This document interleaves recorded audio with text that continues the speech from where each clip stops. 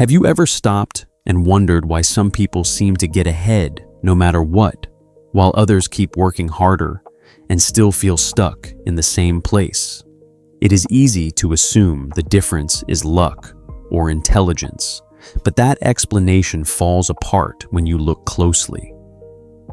The real gap is not effort, and it is not opportunity in the way most people think about it. It is understanding. More specifically, it is understanding what money actually is and how it behaves once it leaves your hands. Because the uncomfortable truth is this: most people are not struggling because they do not have money. They are struggling because they misunderstand how money works in the first place. We grow up believing that money is something you earn, hold, and protect. You work for it, you save it, and you feel secure when you see it sitting in your account. That idea feels safe, almost comforting, like holding on to something solid in a world that keeps changing. But in reality, money is not a static object you can store away forever. It behaves more like a current something that only has meaning when it is moving. When it stops, it slowly loses its strength. And if you spend your entire life collecting it without understanding how to direct it, you may end up exhausted with very little to show for it. Think about the pattern most people follow. They work long hours, save what they can, and try to be disciplined with spending. They tell themselves that consistency will eventually lead to security. $1 at a time, one paycheck at a time, building something they hope will last. And yet, years later, many of them feel like nothing has really changed. It is not because they were lazy or careless. It is because they were playing by a set of rules that no longer match the system they are living in. They believed that holding money was the path to wealth, when in reality, idle money is slowly working against them. When you start to see money differently, something shifts. You begin to realize that what you actually control is not money itself, but the way it flows through your life. Money does not truly belong to anyone in a permanent sense. It moves from one place to another, from one person to the next, constantly circulating through the system. The only real advantage comes from understanding how to guide that movement in a way that benefits you. And once you understand that the idea of wealth stops being about how much you have and starts becoming about how effectively you can direct what passes through your hands. This is where the mindset of financially successful people begins to separate itself from the majority. They do not treat money as something to hide away or protect at all costs. They place it in environments where it can grow, multiply, and return to them in new forms. Instead of asking how to keep money safe, they ask how to make it productive. And that difference in thinking changes everything. Because when money is constantly moving through systems that generate value, it starts working on its own. It stops depending entirely on your time and effort and begins creating opportunities that would not exist otherwise. At first, this idea can feel uncomfortable. It raises questions about risk, about uncertainty, about what happens when things do not go as planned. People often ask, what if an investment loses value? Or what if the market shifts in the wrong direction? But rarely do they ask the opposite question. What happens if you do nothing? What happens if you keep your money in a place where it quietly loses value year after year? The risk is still there, it is just less visible. And because it feels safer, most people accept it without realizing the long-term cost. Once you begin to see money as movement rather than storage, your priorities start to change. You stop focusing only on how much you earn and start paying attention to what your money does after you earn it. You begin to think in terms of systems, not just income. And that is where real transformation starts. Because changing your financial life is not about chasing more money. It is about building a structure where money can flow, return, and expand without relying entirely on your constant effort. And that shift, simple as it sounds, is what separates those who stay stuck from those who quietly build something that keeps growing over time. Most people are taught that the safest financial move is to save as much as possible and avoid making mistakes. On the surface, that sounds responsible. It sounds mature. It sounds like the kind of advice a careful person should follow. But saving alone is not a strategy for building wealth.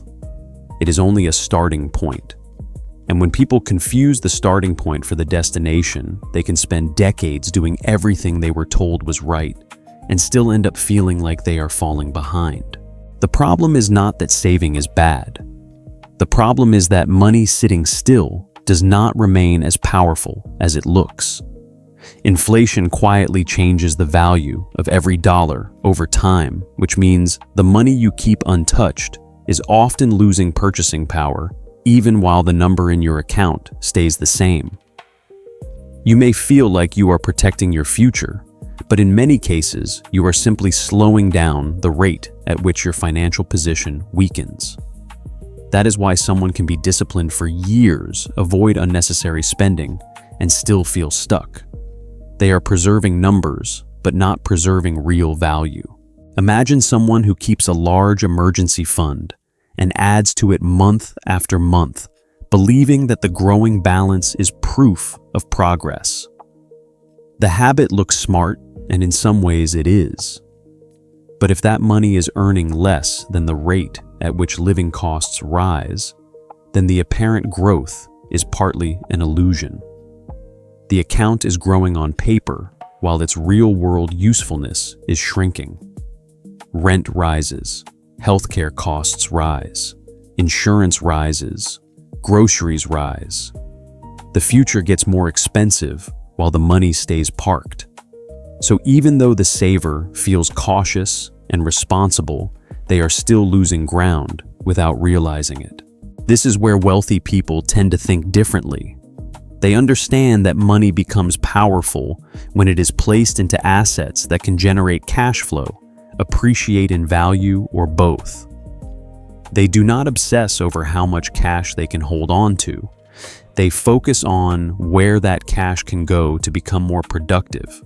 That could mean businesses, dividend-paying investments, real estate, intellectual property, or other systems that continue producing value after the initial decision is made. The point is not that every investment works perfectly. The point is that financially successful people understand that static money slowly weakens, while active money has the potential to strengthen their future. The deeper difference is psychological. Ordinary earners often think in terms of survival. They ask how much they need to get through the month, how much they can save, and how long that savings will last if something goes wrong. Wealth builders ask a different kind of question. They ask how this money can create a stream that keeps coming back. They think less about holding and more about generating. That one shift changes the whole financial game. Because once cash flow becomes your focus, you stop measuring success only by the amount you have today and start measuring it by what your money can keep producing tomorrow. This is why two people with the same income can end up in completely different places a decade later. One spends years collecting money and protecting it. The other uses part of that money to build assets that begin returning income, even in small amounts at first. Over time, those small streams start to stack. One investment leads to another. One income source supports the next move. Gradually, life becomes less dependent on the next paycheck. It is not magic, and it is usually not dramatic. It is simply the result of understanding that money should do more than sit still. If you want to change your financial future, you have to stop treating money like a trophy and start treating it like a tool. A trophy is something you display. A tool is something you put to work. That does not mean being reckless or throwing money into every opportunity that sounds exciting. It means learning how the system actually functions and recognizing that wealth is built through movement structure and repeated returns. Once you see that clearly, saving stops being the finish line. It becomes what it was always meant to be. Just the first step towards something much larger. Once you move past the idea that saving alone will secure your future, you start to see a bigger pattern that most people never notice. Money behaves very differently depending on whether it is being stored or being used. When it is stored, it slowly fades in strength. When it is used with intention, it begins to multiply through systems that operate beyond your direct effort. This is the moment where the conversation shifts from income to cash flow, because income is something you earn, but cash flow is something that continues even when you step away. Think of cash flow as the difference between pushing and letting something roll. When you rely only on income, you are constantly pushing. Every dollar is tied to your time, your energy, and your ability to keep showing up. The moment you stop, the flow stops. But when you build even a small system that generates cash flow, something changes. That system keeps moving even when you are not actively working on it. It may be slow at first, almost invisible, but over time it creates a kind of momentum that income alone cannot provide. This is why people who focus on building cash flow eventually experience a shift in how they relate to work. They are no longer working only to earn. They are working to build structures that will continue earning. That might be a rental property that brings in steady income each month, a portfolio that pays dividends, a business that operates with a team, or even digital assets that generate revenue over time. None of these appear overnight, and none of them are completely risk-free. But they all share one thing in common. They are designed to keep producing value beyond a single transaction. There's also a compounding effect that most people underestimate. When you have one stream of cash flow, it can be used to create another. That second stream can support a third. Over time, these streams begin to connect, forming a system that becomes stronger with each addition. This is often described as a flywheel effect. At the beginning, it is slow and requires effort. You push and push, and it barely moves. But once it gains momentum, it starts turning on its own, and each rotation makes the next one easier. Eventually, the system itself becomes the source of growth, not just your individual effort. A clear example of this kind of thinking can be seen in large companies that start small but build systems over time. A business may begin with a single product generating modest revenue. That revenue is then reinvested into new products, better infrastructure, or improved distribution. Each layer strengthens the next. Over time, the business becomes less dependent on one single source and more resilient because of the network it has created. The same principle applies on a personal level. You do not need to build a global company, but you do need to think in terms of systems rather than isolated actions. Another important aspect that often goes unnoticed is how cash flow interacts with the rules of the financial system itself. Income from a job is typically taxed more heavily than income generated from investments or businesses.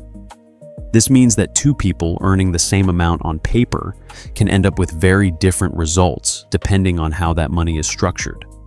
When you begin to generate income through assets, you are not just earning differently, you are participating in a different part of the system. And that difference can significantly affect how quickly your financial position improves. At this point, the question most people ask is how much money they need to reach financial freedom. But the more useful question is how much consistent cash flow they can generate without depending on their time. Because financial freedom is not about having a large number in an account. It is about having a steady stream that covers your life without constant effort. Someone can have a high net worth and still feel trapped if their lifestyle depends entirely on active income. Another person can have far less in total assets but feel free because their expenses are covered by systems they have built. This is where the entire perspective comes together. Wealth is not defined by what you own in a static sense. It is defined by what your assets produce over time. Once you understand that, you stop chasing money as an end goal and start focusing on building something that keeps generating it. And when that happens, your relationship with work, risk, and even time begins to change, because you are no longer trying to accumulate enough to feel safe. You are learning how to create a structure that continues supporting you long after the initial effort is gone. As your perspective shifts toward building cash flow, you begin to notice something even deeper about how the financial world is structured. Money itself is not the ultimate form of power. Control over systems that generate money is. This is a subtle but critical distinction, because it explains why some people with relatively little cash can influence massive amounts of wealth, while others with significant savings still feel limited. The difference lies in ownership versus control, and understanding that difference changes how you approach every financial decision. Most people are taught to aim for ownership. Own your home, own your car, own your savings. The idea is that if something belongs to you, you are secure. But in modern finance, ownership is often layered and complex. What truly matters is not always who holds the asset on paper, but who controls how that asset generates value.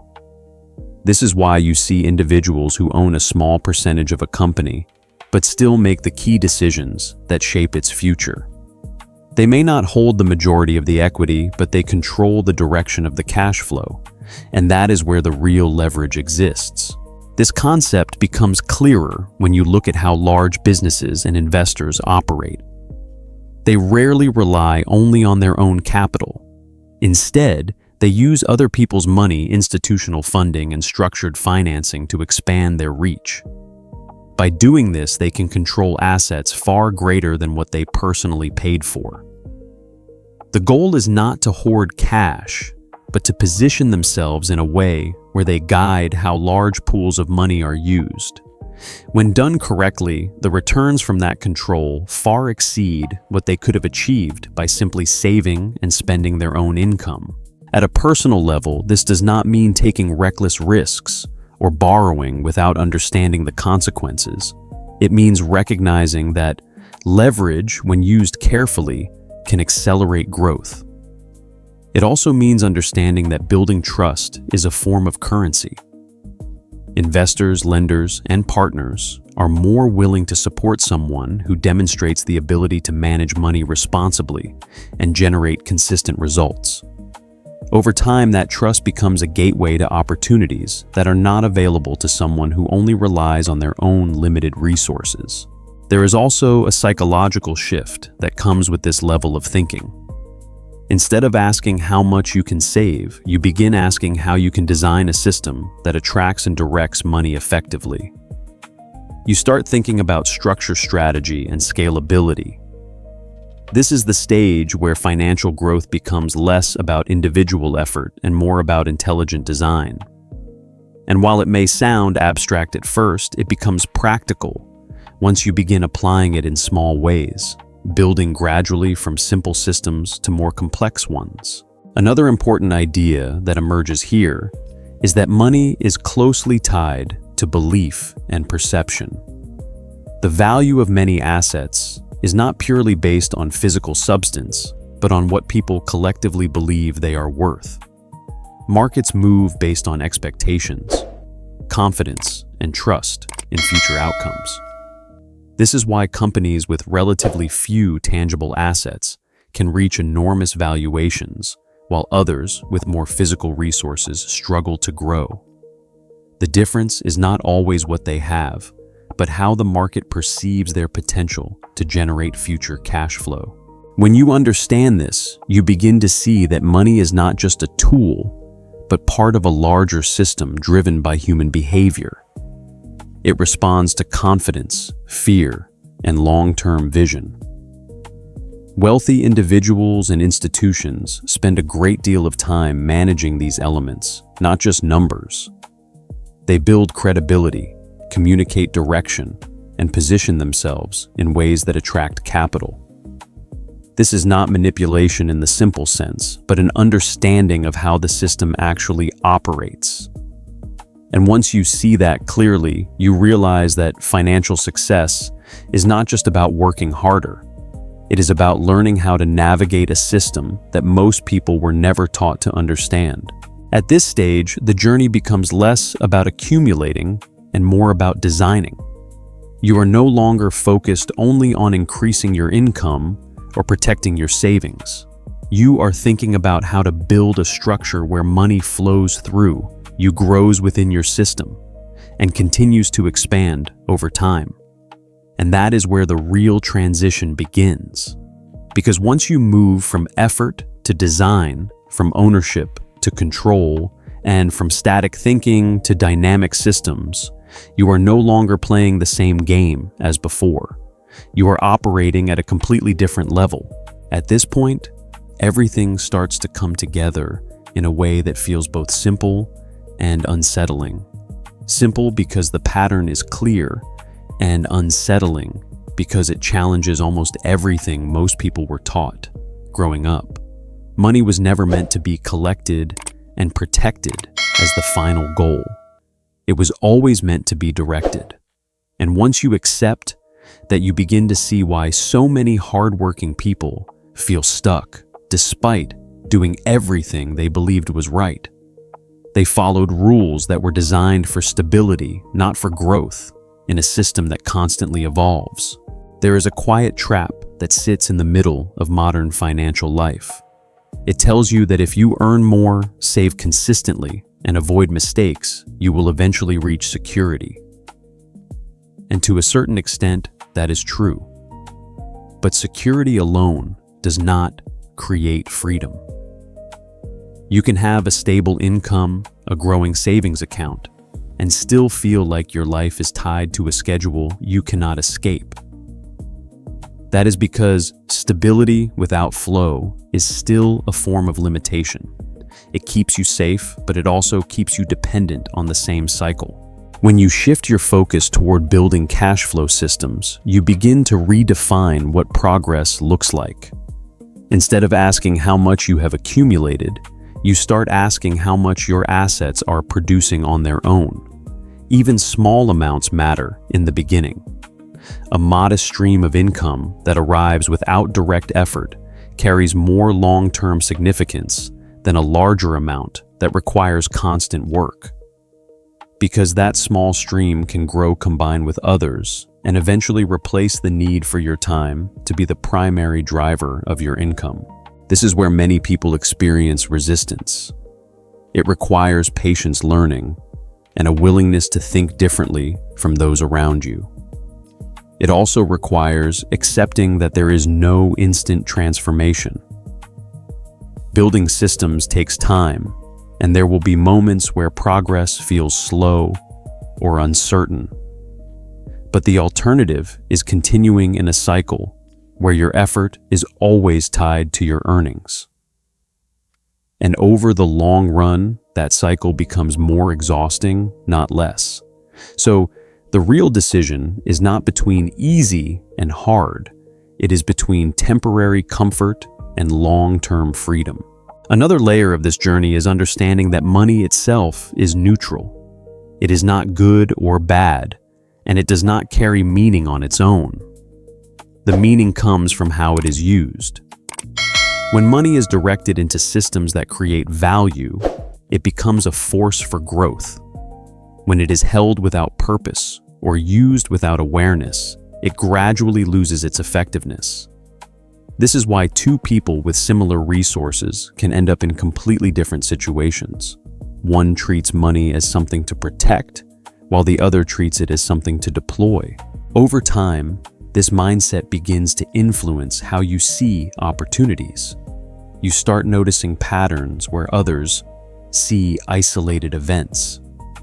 You begin to connect ideas, understand timing, and recognize where value can be created.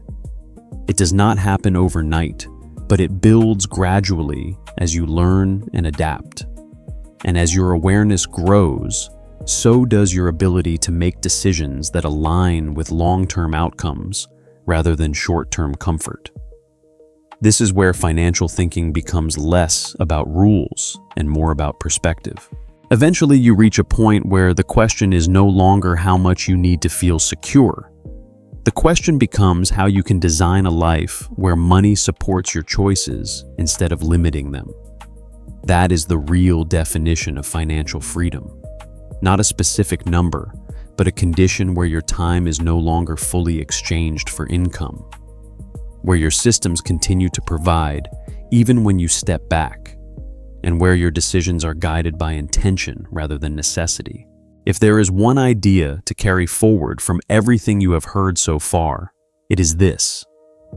Stop thinking of money as something you hold on to and start seeing it as something you guide. Learn how it moves, where it grows, and how it can return to you in different forms. Because once you understand that you are no longer just participating in the system, you are shaping your place within it. And that is where the real shift happens, quietly but powerfully, changing not just your finances, but the way you approach your entire life.